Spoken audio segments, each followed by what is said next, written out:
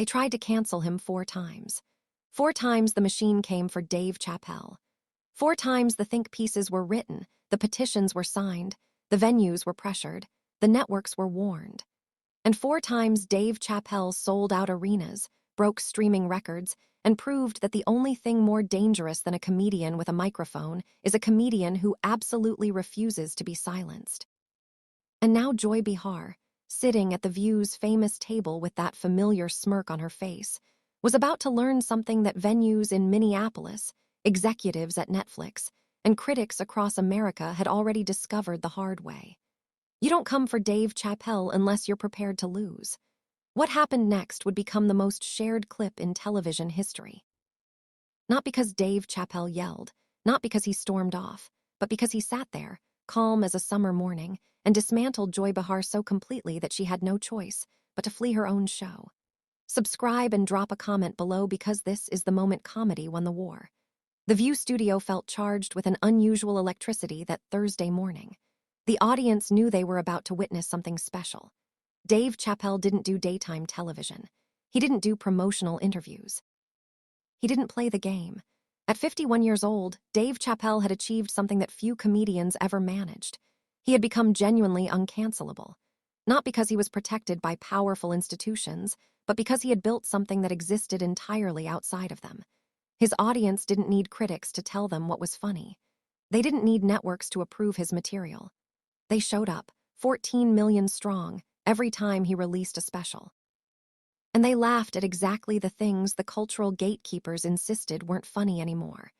That was the man who settled into the guest chair at The View, nodding politely to Whoopi Goldberg, offering a small wave to the audience, and then turning his attention to Joy Behar with the calm, patient expression of someone who had seen this movie before and already knew how it ended. "Dave Chappelle, welcome to The View," Whoopi said warmly. She had known Dave for years, had defended him publicly when the controversies hit, and there was genuine affection in her greeting. "It's been a minute since you've done the talk show circuit. I generally try to avoid places where people yell at each other," Dave replied, his voice carrying that distinctive rasp. But Whoopi asked nice, so here I am. The audience laughed. Joy Behar did not, so let's talk about the unstoppable. Sarah Haynes jumped in. 14 million views in the first week. That's incredible. "What do you think resonates with people about your comedy?" Dave considered the question with the seriousness he brought to everything. "I think people are tired of being told what they're allowed to laugh at. Comedy's supposed to be the one place where we can talk about anything, process anything, find the absurdity in anything. And somewhere along the way, a lot of people forgot that. But doesn't comedy have responsibilities?" Joy interjected. And everyone at the table recognized the tone. This was Joy loading her weapon. Don't comedians have a responsibility not to punch down, not to target vulnerable communities? Dave turned to face her directly, and there was something almost amused in his expression. "Joy, I've been waiting for this question for about 5 years now. You want to have this conversation? Let's have it." "I think we should," Joy said, sitting up straighter, "because your comments about the transgender community have caused real harm. People have said your specials make them feel unsafe." Unsafe. Dave repeated the word slowly, tasting it. "You know what's interesting about that word? I grew up in Washington, D.C. in the 80s during the crack epidemic. I've had friends shot. I've had family members struggle with addiction. I've performed in war zones for troops who were actually in danger. And now I'm being told that jokes, words, ideas spoken on a stage are making people unsafe. Words have consequences, Dave. They do. And so does silence. So does refusing to talk about things because they make people uncomfortable." Dave leaned back in his chair, completely relaxed. "You know what I've noticed, Joy? The people who want to tell comedians what we can and can't say are never the ones who have actually been through anything. They're comfortable people, safe people, people who have never had to laugh to keep from crying." Joy's face tightened. "That's a very convenient way to dismiss legitimate criticism. Is it criticism? Or is it an attempt to control the conversation?" Dave's voice remained calm, almost gentle. "Because I've noticed something about you, Joy. You've been on this show for what, 20-something years? And in all that time, you've never once been the target of the kind of campaign you're describing. You've never had venues cancel your appearances. You've never had employees at your own network stage walkouts against you. You've never had to wonder if your career was over because you said something that offended the wrong people. I've faced plenty of criticism. Criticism, sure, But cancellation, the real thing where they try to take your livelihood, your platform, your ability to speak. No, you've always been on the side that does the canceling, not the side that gets canceled. The studio fell silent. Dave's words weren't loud, weren't aggressive, but they carried a weight that made everyone lean forward. Joy tried to regain control. We're not talking about me. We're talking about the impact of your comedy on marginalized communities. Are we? Because it seems like we're talking about power, about who gets to decide what's acceptable and what isn't, about who gets to be the arbiter of harm and who has to shut up and take it. Dave paused, letting the words settle. You know what I find interesting, Joy? In all the years of controversy around my specials, not a single person who's actually trans has ever confronted me at a show. Not one. The people who come to my shows, including trans people, they laugh. They understand that comedy is a space where we process difficult things together. That's anecdotal evidence. All evidence is anecdotal when it doesn't support your narrative. Dave smiled, but there was no warmth in it. Let me ask you something, Joy. Have you ever actually watched my specials? The whole things, not the clips that get pulled out of context. Joy hesitated for just a moment. I've seen enough to know what you're saying. That's a no. Dave nodded slowly. You're sitting here on national television telling me that my work causes harm and you haven't even watched it. You've read about it. You've seen the reaction to it. But you haven't actually engaged with the material itself. I don't need to watch hours of content to understand its impact. Actually, you do. That's literally the minimum requirement for criticism. You have to engage with the thing you're criticizing. Dave's voice was getting sharper now, but still controlled. This is what I mean about the conversation being broken. You don't want to understand what I'm actually saying. You want to react to what you've been told I'm saying. Those are two very different things. Whoopi tried to interject. I think what Dave is saying is that context matters. Context always matters, Dave continued. But we live in a world where context has been declared irrelevant, where a joke can be stripped from its setup, its tone, its intention, and presented as a statement of belief, where nuance is treated as cowardice, and absolutism is treated as virtue. Joy was visibly frustrated now. You can't just hide behind its comedy every time someone calls you out. I'm not hiding behind anything. I'm standing right here, talking to you, answering your questions. That's the opposite of hiding. Dave leaned forward slightly. You know who hides, Joy? People who attack from a distance. People who write think pieces instead of having conversations. People who call for cancellations instead of engaging with ideas they disagree with. I'm engaging with you right now. No, you're not. You're performing opposition. There's a difference. Dave's eyes locked onto hers. Engaging would mean actually listening to what I'm saying and responding to it. You're just waiting for your turn to repeat the same talking points you came in with. The audience stirred. Something had shifted in the room. Dave wasn't being defensive. He wasn't being aggressive. He was simply telling the truth with such clarity that it couldn't be ignored. Joy's voice rose slightly. I came in with talking points because your comedy has a documented history of causing harm to transgender people. Documented by whom? By advocacy organizations that have a vested interest in finding harm. By journalists who have never set foot in a comedy club. By academics who think laughter is a form of violence. Dave shook his head slowly. You know what's never documented? The trans people who come to my shows and laugh. The trans comedians who have told me privately that they appreciate someone actually talking about these issues instead of tiptoeing around them. The conversations that happen in parking lots after my shows, where people from different backgrounds actually talk to each other. So you're saying you know better than the experts. I'm saying I know better than people who have decided what they think before they've engaged with what I've said. That's not expertise. That's prejudice wearing a lab coat.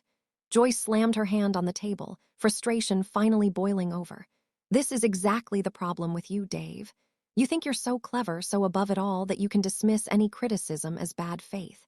Dave didn't flinch. I don't think I'm above anything. I'm a comedian from Washington, D.C. who got lucky. But I do think I've earned the right to be judged on my actual work, not on someone else's interpretation of it. And I think anyone who wants to criticize me should at least do me the courtesy of watching what I've made before they condemn it. He paused. And when he spoke again, his voice was quieter, but somehow more powerful. You want to know the real difference between you and me, Joy. When I disagree with someone, I try to understand them first. I try to figure out why they believe what they believe, what experiences shape their worldview, what they're really afraid of underneath the politics. That's how I write comedy. I find the humanity in people, even people I disagree with. And what do you think I do? You sort people into categories. Good people who agree with you, bad people who don't. And once someone's in the bad category, nothing they say matters anymore. They're just targets. Dave's voice carried something that sounded almost like pity. That's not journalism. That's not commentary. That's tribalism with a television budget. Joy stood up abruptly, her chair scraping against the floor. I don't have to sit here and be lectured by someone who makes a living mocking vulnerable people. You don't have to sit here at all, Dave replied calmly. But if you leave, you're proving my point. You're showing everyone watching that when the conversation gets uncomfortable, when someone pushes back on your assumptions, you'd rather flee than engage. Joy froze, caught between her anger and the awareness that Dave was right. I've spent my entire career having uncomfortable conversations, Dave continued. I've talked about race in ways that made white people uncomfortable and black people uncomfortable. I've talked about addiction, about poverty, about violence, about sex, about every taboo topic you can imagine. And I've never once walked away from someone who disagreed with me, because that's what this is supposed to be about. The conversation, the exchange of ideas, the attempt to understand each other. He gestured around the studio. This show is called The View because it's supposed to represent different perspectives. But what happens when one of those perspectives gets shouted down? When someone with a view that doesn't fit the approved narrative gets told they're causing harm just by speaking, that's not diversity of thought. That's enforced conformity with a diverse panel. Joy was still standing, her face flushed with anger. You think you're so brave for saying things that hurt people. I think I'm honest. There's a difference. Dave looked at her with something approaching compassion. And I think you're scared. Not of me, not of my jokes, but of the possibility that you might be wrong. That the certainty you've built your career on might not be as solid as you thought. I'm not scared of anything you have to say. Then sit down and listen. Dave's voice was gentle but firm. That's all I'm asking, just listen. Not to agree, not to change your mind. Just to understand what I'm actually saying instead of what you've decided I must mean. The moment stretched out. The studio was completely silent. Joy Behar stood at her chair, breathing heavily, and everyone could see the battle playing out on her face.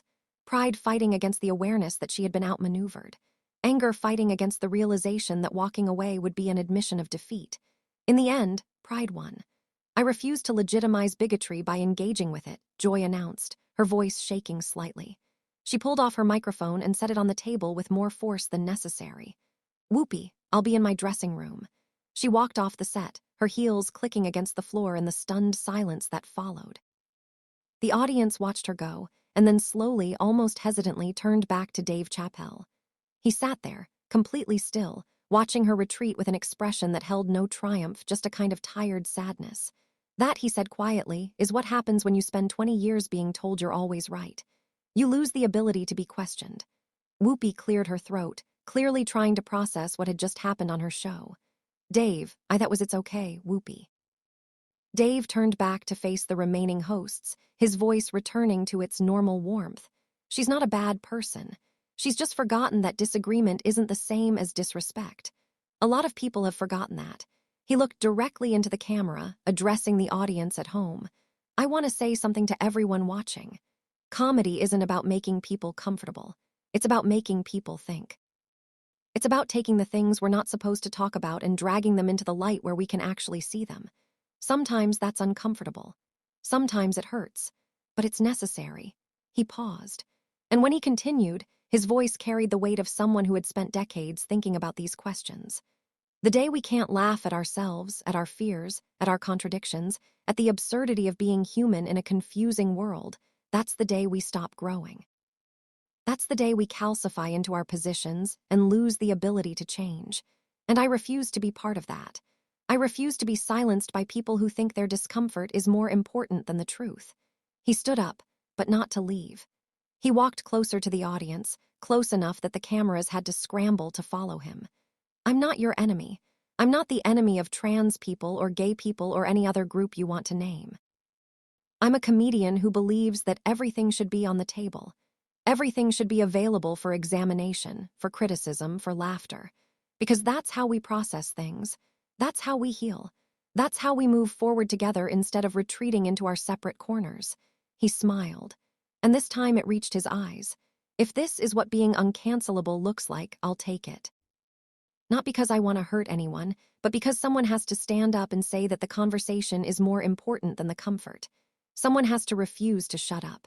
The audience erupted into applause. Not the polite, prompted applause of a talk show, but something raw. Something that sounded like relief, like gratitude, like the recognition that they had just witnessed something rare. In the days that followed, the clip would go viral. Dave Chappelle makes Joy Behar flee her own show would trend for a week. His words about comfort and truth, about conversation and conformity, would be quoted in articles and podcasts and late-night discussions across the country. Chris Rock would post, "That's my brother. Been saying the same things for years." Nobody listens until Dave says it. Killer Mike, Dave's touring partner, would add, "The truth doesn't need to shout. It just needs to be spoken clearly. Dave speaks clearer than anyone I know." Even some of Dave's critics would acknowledge that Joy had handled the confrontation poorly. "You don't win arguments by walking away," one columnist wrote, "and you don't prove your opponent wrong by refusing to engage with their points." Joy Behar would return to The View the following Monday without addressing what had happened. When asked by reporters, she would insist that she refused to platform harmful rhetoric. But the damage was done. The clip existed. The moment had been captured. And 14 million people had watched Dave Chappelle prove, once again, that the only thing more unstoppable than a man with a microphone is a man with the truth. What do you think about this legendary confrontation? Did Dave Chappelle go too far? Or was he just speaking truth to power? Drop your thoughts in the comments below. And make sure to subscribe for more incredible stories that will leave you absolutely speechless.